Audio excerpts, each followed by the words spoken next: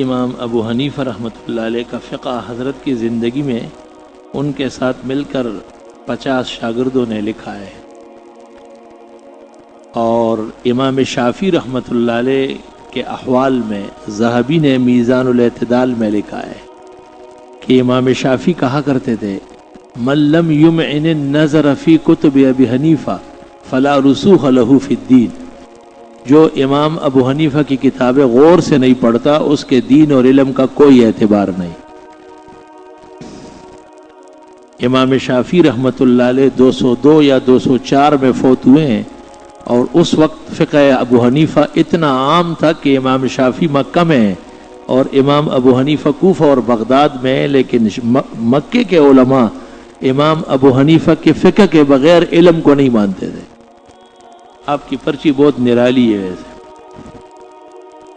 لاہور کے عجائب گھر اس کو بیچ دے تو ان کو کام آئے گا، لوگ جو جانوروں کو دیکھنے آئیں گے نا تو یہ آپ کی پرچی بھی پڑھیں گے۔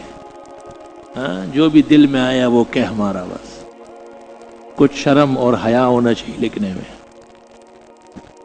اورنگزیب عالمگیر کے دور میں جب فتاوی عالمگیری لکھا جا رہا تھا 1000 حنفی فتاوی سامنے رکھ کے لکھا گیا۔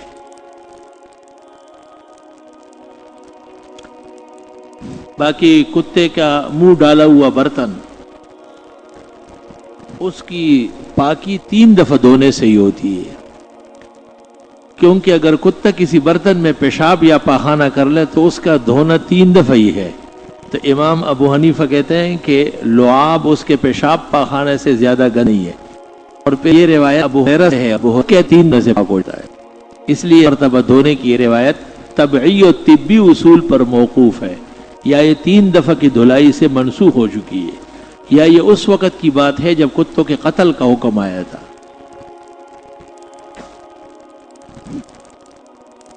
بزدلی سے بچاؤ کی دعا بتا دیجیے۔ اللہ کی قدرت اور عظمت پر مشتمل آیات پڑھتے رہے، بزرگان دین کے واقعات پڑھے۔ دعائے قنوت حدیث شریف سے ثابت ہے، حضرت الاستاذ مولانا یوسف بنوری رحمۃ اللہ علیہ نے 17 کتب حدیث کے جلد اور صفحے دیے، معارف السنن جلد 3 میں۔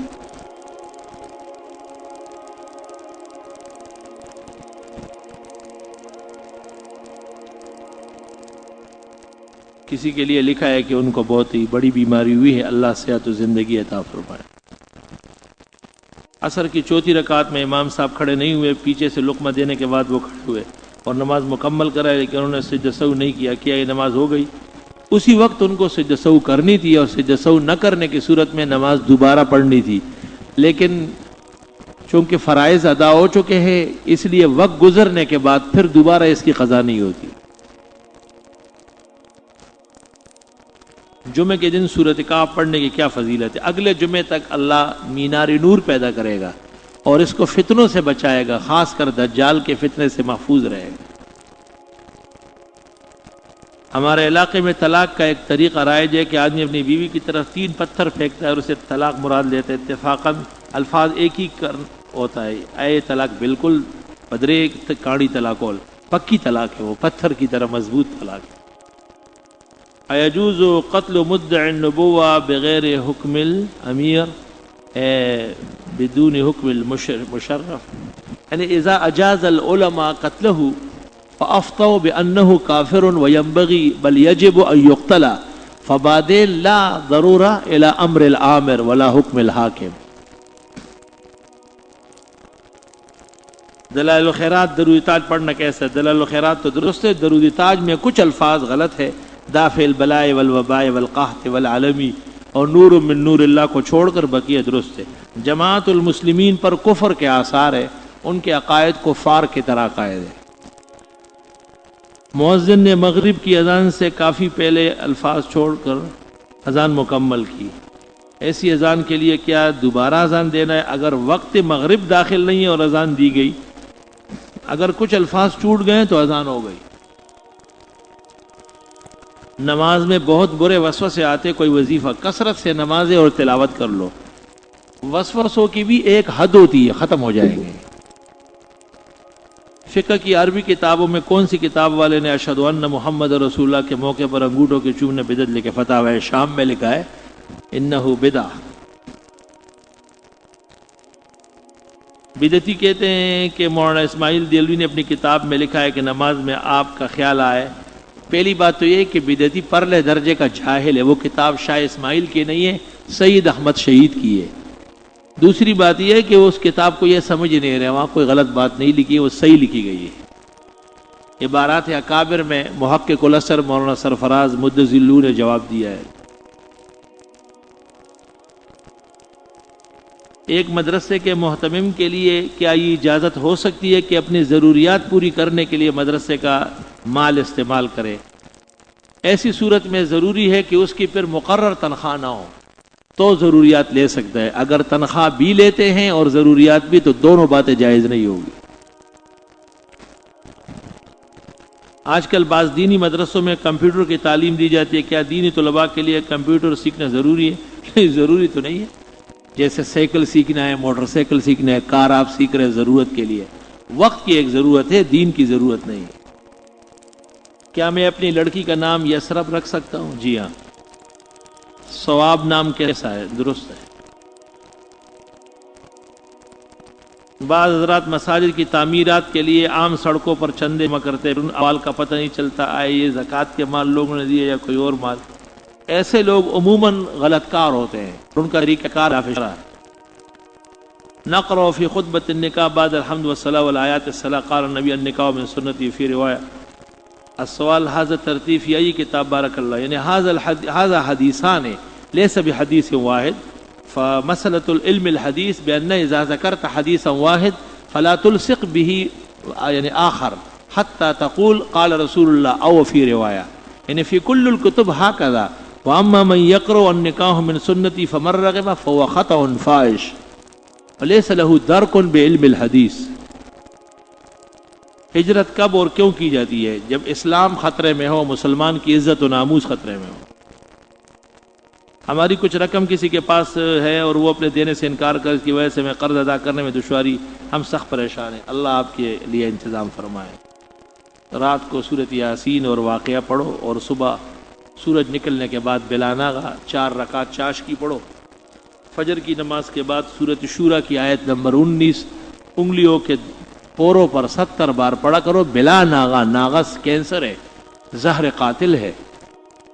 کیا مردے کا چہرہ دیکھنا یا دکھانا جائز ہے؟ جو لوگ دیکھنا چاہتے ہیں وہ دیکھ سکتے ہیں. سب لوگوں کو تو ضرورت نہیں ہے کہ لوگوں کے مردے دیکھتے پھرے. ایک جنازے میں شریک تھا، لوگ دیکھنے لگے تھے، پتہ چلا خاتون کا جنازہ ہے.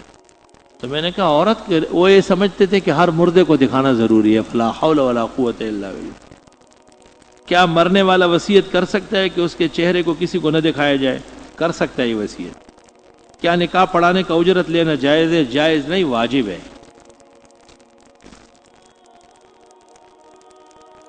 حضرت میں روزگار کے اصول کے لیے بہت کوشش کر رہا ہوں مگر اب تک کامیابی حاصل نہیں. آپ میرے لیے دعا. یہی عمل جو میں نے بتایا رزق کا وہ آپ بھی کریں. اکثر مسجد میں فرض نمازوں کے بعد لوگ پیسوں کا سوال کرتے ہیں.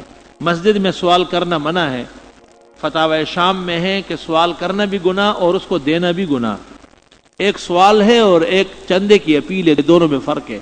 اگر یہ کہا جائے کہ مسجد کے لیے پیسے جمع کرو، یہ سوال نہیں ہے، یہ ترغیب علی الخیر ہے. سوال یہ ہے کہ ایک شخص اپنے لیے مانگتا پھر ہے، جیسے فقراء و مساکین اس وقت کے شعبہ دباز مانگ رہے ہیں.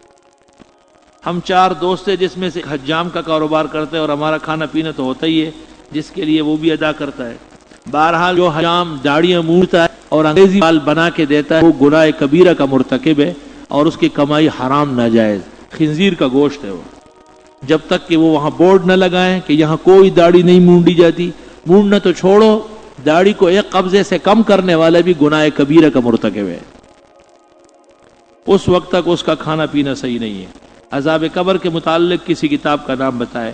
قرآن کریم 17 آیات موجود ہے اور احادیث میں 70 احادیث ہے. امام بخاری نے کتاب الجنائز کے اندر عذاب القبر حق حدیث نقل فرمائی.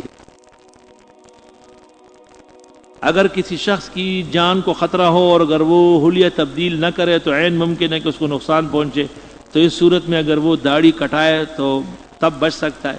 واقعتاً اگر اس کی عزت اور جان خطرے میں ہے اور سوائے اس کے کوئی اور تدبیر نہیں ہے تو اس کو اجازت مل جائے گی. ایک لڑکا جو قرآن حافظ بنتا ہے اور وہ بھول جاتا ہے، اس لیے کیا حکم ہے؟ دوبارہ پڑھتا رہے، خیر ہو جائے گی۔ جس طرح اس کے گھر والوں کو اس کے حافظ ہونے کی وجہ سے جو انعامات آخرت میں ملیں گے، کیا اس طرح اس کے بھول جانے کی وجہ سے ان کو بھی عذاب ہوگا؟ خطرہ ہے۔ نماز میں اگر خارش ہو تو کس ہاتھ سے، جس طرف آپ کو خارش ہو رہی ہو اس ہاتھ سے، اب آپ کی خارش کا مجھے کیا پتہ ہے۔ فرض نماز کے بعد ہاتھ اٹھا کر اجتماعی دعا مانگنا کیسے ہے؟ سنت کے عین مطابق ہے۔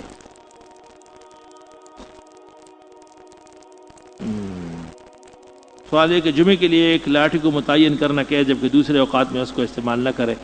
دو مسئلے مختلف ہیں۔ پہلی بات یہ ہے کہ جو لوگ عام حالات میں لاٹھی رکھتے ہیں ان کے لیے خطبے کے لیے لاٹھی لینا بالاتفاق سنت ہے۔ دوسرے وہ لوگ کہ جو ویسے تو نہیں لیتے، صرف خطبے کے لیے لیتے، فتاوی عالمگیری میں اس کو مکروہ لکھا ہے، لیکن فتاوی شام میں کوہستانی کے حوالے سے اس کو بھی سنت لکھا ہے۔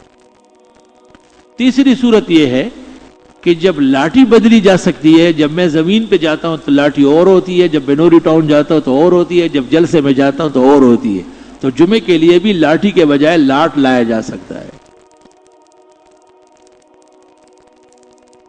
میرے بھائی کا آج ٹانگ کا آپریشن ہے، اللہ انہیں زندگی و صحت عطا فرمائے۔ ولا تفرقوا، اور آپس میں تفرقہ مت ڈالو۔ تو پھر ہم یہ فرقہ بندی کیوں کرتے؟ فرقہ بندی آپ نہ کریں نا، کس نے آپ کو کہا کہ آپ کریں؟ آپ جو کرتے ہیں وہ فرقہ بندی ہے، ہم جو کرتے ہیں وہ فرقہ بندی نہیں، فرقہ بندی سے بچانے کی تدابیر ہے۔ آپ بالکل نہ کیا کریں۔ اگر جماعت کی نماز میں نابالغ بچے کو صف میں اپنے ساتھ کھڑا کر کے تو کیا پوری جماعت کی نماز فاسد مکروہ ہو جاتی ہے؟ اگر ایسا ہے تو پھر چھوٹے بچوں کو کہاں کھڑا کریں؟ پچھلی صفوں میں، 3 صفوں کے بعد کونے میں کھڑے کر سکتے ہیں۔ طب نبوی پر اردو میں لکھی کی کتاب، بہت ساری کتابیں ہیں، میں چونکہ طبیب نہیں ہوں اس لیے میں طبی کتابیں کم دوں۔ شاہ اسماعیل نے کتاب تقیان میں امام حسین علیہ السلام لکھا، قاطعی غلط معلوم ہوئی۔ مودودی صاحب کے بہت سارے ایسے عقائد ہیں جن پر بحث ہو چکی ہے، کتابیں موجود ہے باقاعدہ۔ حضرت شیخ الحدیث مولانا زکریا محدث سہارنپوری نے اردو میں کتاب لکھی ہے، اس کا نام ہے فتنہ مودودیت۔ والدہ کی دوست کی طبیعت بہت خراب ہے، وظیفہ درکار ہے، سورہ تغابن پڑھا کرے۔ فرض کی تیسری اور چوتھی رکعت میں سورۃ الفاتحہ واجب ہے یا سنت؟ فرض کی تیسری اور چوتھی رکعت میں سورۃ فاتحہ الگ تحقیق واجب ہی ہے، لیکن اپنی نماز میں امام کے پیچھے فاتحہ یا قرآن کا حصہ پڑھنا گناہ کبیرہ و مکروہ تحریمی، نماز فاسد ہونے کا اندیشہ ہے۔ آپ نے دورہ تفسیر میں کن حضرات سے پڑھا؟ میں نے حضرت الاقدس مولانا عبدالحنان صاحب اور مولانا لطف اللہ صاحب اور بڑے استادوں سے پڑھا ہے، رسمی شیخ القرآنوں سے میں نے نہیں پڑھا ہے۔ مفتی صاحب جیسے کہ آپ نے فرمایا کہ جسم اللہ کی امانت ہے، کیا کسی کو خون دینا جائز ہے؟ خون دینا ایسا ہے جیسے پیشاب پاخانہ دینا، جب کسی کی جان پیشاب پاخانے سے بچ سکتی ہے تو استعمال جائز ہے، اس طرح دے بھی سکتے ہیں، البتہ خون کی خرید و فروخت ناجائز ہے۔ اللہ کے پیارے نبی اس دنیا سے جانے کے بعد بھی اللہ کے حکم سے اس دنیا میں آتے ہیں دین کا کام کرنے۔ قرآن پاک کہتا ہے کہ جو ایک دفعہ دنیا سے گئے قیامت سے پہلے نہیں آئیں گے۔ سورۃ انبیاء آخر رکوع پہلی آیت، وَحَرَامٌ عَلَىٰ قَرْيَةٍ أَهْلَكْنَا أَنَّهُمْ لَا يَرْجِعُونَ، حرام ہے کہ جو لوگ ایک دفعہ مر چکے پھر اس دنیا میں آ جائے۔ حَتَّىٰ إِذَا فُتِحَتْ يَأْجُوجُ وَمَأْجُوجُ وَهُم مِّن كُلِّ حَدَبٍ يَنْسِلُونَ، ہاں یاجوج ماجوج کا زمانہ قیامت کا ہے، اس وقت آئیں گے۔ فتاوی بزازیہ میں ہے کہ جو لوگ کہتے ہیں کہ بزرگان دین آتے جاتے ہیں وہ کافر ہیں۔ اگر نمازی سامنے سے کسی چیز کو پڑھے تو کیا لو رآ مکتوبا وفہما لا تفسد نور الازام ہے، اگر لکھی ہوئی چیز نمازی نے سمجھی تو نماز فاسد نہیں، اور اگر تلفظ کر لیا اس پر تو نماز فاسد ہے۔ گائے یا بکرے کی بیٹے کھانا حلال ہے کیا؟ بٹے حلال ہے، حلال جانور کی بٹ حلال ہے۔ اوجڑی جسے کہ جو شخص اجماع اور قیاس کا منکر ہو الگ تحقیق وہ بھی کافر ہے۔ بدعتیوں کے پیچھے نماز با جماعت پڑھنا، با جماعت ہو یا بے جماعت ہو، کافر کے پیچھے نماز نہیں ہوتی، جو پڑھی گئی ہے دوبارہ پڑھی جائے گی۔ مجھ پر بہت سجدہ واجب ہے، کاہلی اور سستی کی وجہ سے نہیں پڑھ رہا، اور ابھی مسئلہ یہ ابھی تو مرے نہیں ہو نا، مرنے سے پہلے پہلے پڑھتے رہو، جب مرنے لگو اور پورے نہ ہو پھر بتاؤ۔ گزارش ہے کہ امام صاحب مغرب کی تیسری رکعت میں سورت ملائے یا نہیں؟ نہیں، تیسری رکعت آخری رکعتوں میں سورت نہ ملانا سنت ہے۔ عرض یہ کہ بعض حضرات نماز میں امام کی قرات کے ساتھ دل میں آگے آگے، تو کیا دل میں پڑھ سکتے ہیں؟ حضرت کہ ہم اپنے گھر میں ختم قرآن کروا سکیں، مدرسہ جو طلباء کو بلاتے ہیں تو کیا ختم قرآن کے ان کو پیسے دینا یا کھانا کھلانا جائز ہے؟ کیسی یہ نہیں بے مروتی کی بات ہے؟ آخر ایک آدمی لکھتے ہوئے بھی سوچا کرے کہ مدرسے کے طلباء اس کے گھر جائے، 1 گھنٹہ وہاں بیٹھ کر کے اس کے لیے پڑھے، اور یہ پوچھ رہے ہیں کہ میں ان کو ٹھنڈا پانی پلا سکتے ہیں؟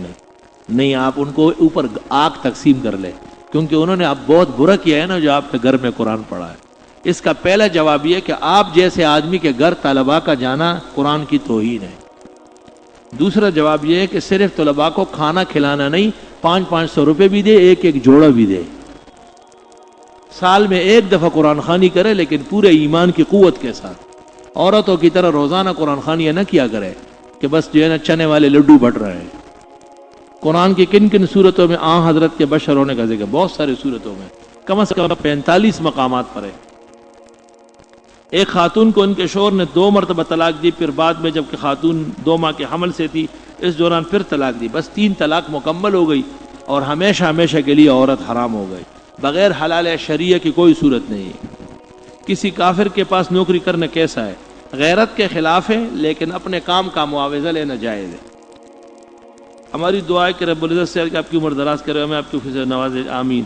حضرت میرے لیے دعا فرمائے کہ اللہ ایسے انتظام فرمائے کہ ہماری رہائش آپ کی مسجد سے قریب ہو جائے، تاکہ 5 وقت آپ کے قریب بھی، آمین، اللہ آسان فرمائے۔ لیکن حدیث شریف میں جب لوگوں نے قریب آنے کا کہا تھا تو آپ نے منع فرمایا اور فرمایا دور سے آیا کرو، ثواب زیادہ ملے گا۔ آپ کو دیکھ کر دل کی عجیب کیفیت و لذت حاصل ہوتی ہے۔ اللہ آپ کو دین کی محبت نصیب فرمائے۔ میں تو عاجز اور مسکین گناہگار ہوں، آپ کا دین سے تعلق ہے، اس وجہ سے یہ سب نظر آ رہا ہے۔ مردے سے اکثر لوگ معافی مانگتے، کیا یہ صحیح ہے؟ کہہ سکتے ہیں ہمارا، کیونکہ بالکل پاس کھڑے ہو کر جیسے سلام کرنا جائز ہے، اس طرح کہہ بھی سکتے ہیں۔ معلوم یہ کرنا ہے کہ فجر کی 2 سنت فرض سے پہلے اگر نہ پڑھ سکے تو سورج نکلنے کے بعد پڑھیں گے، سورج نکلنے سے پہلے پڑھنا جائز نہیں ہے۔ چند دن قبل میرے بھائی کا بیٹا ہوا، جس اسپتال میں بچہ ہوا وہاں ختنہ کروانے کے لیے خاتون ڈاکٹر ہے، کوئی مرد ڈاکٹر نے کیا خاتون ڈاکٹر سے بچے کا ختنہ کروایا جا سکتا ہے؟ کیونکہ اس اسپتال میں ہمیں سہولت ہے، ختنے کے لیے مرد کا ہونا ضروری نہیں ہے، وہ تب جب بلوغ کو پہنچے، بلوغ سے پہلے مرد اور زن دونوں کر سکتے ہیں، بلکہ عورت کا ختنہ زیادہ بہتر ہے کیونکہ اس کا ہاتھ نرم ہوتا ہے، کوشش اچھا کرتی ہے۔ یہ تو اس عورت کو پوچھنا چاہیے کہ مجھے ایسا کرنا ہے یا نہیں۔ بہرحال اند ضرورت، جیسے مرد ڈاکٹر خاتون کا علاج کر سکتا ہے، اس طرح خاتون بھی مردوں کا علاج ضرورتاً کر سکتی ہے۔ آپ نے جو لکھا ہے کہ مرد کا انتظام نہیں، یہی ضرورت کافی ہے۔ زاہد حسین کے گھر کے حالات ٹھیک نہیں ہے، اللہ درست فرمائے۔ الحمدللہ رب العالمین، استغفرک اللہم و نسألک السلام والعافیہ، لا الہ الا اللہ وحدہ لا شریک لہ، لہ الملک و لہ الحمد وعلی کل شیء قدیر۔